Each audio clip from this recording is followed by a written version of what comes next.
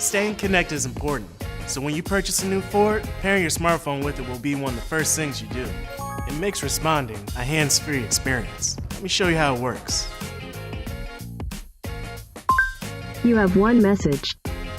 Ford's Sync 3 technology integrates with Android Auto seamlessly, so you can have a true Android experience right in your car, using only your voice. Make sure you have the Android Auto app installed on your phone. Plug your phone into your car's available USB port, and Sync 3 will mirror your phone onto the infotainment unit.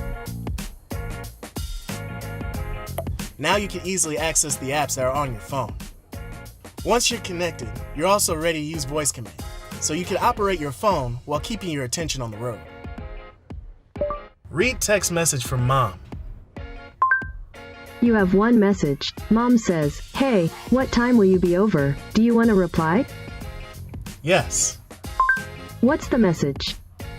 I'll be over at 5 p.m. Here's your text to Mom. I'll be over at 5 p.m. Do you want to send it or change it? Send it. Okay, message sent. You can use navigation, make phone calls, and play music without ever taking your hands off the wheel. Play my favorites on Spotify.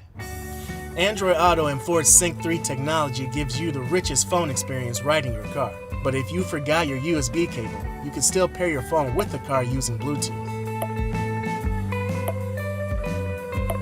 Search for your vehicle on your device and select it once it is found.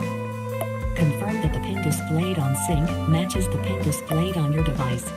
Using Bluetooth won't allow you to mirror your phone screen or use your apps, but you can still access your contacts, messages, voicemails, and more. And you can stay connected hands-free. Call Mom. Calling Mom. And that's it.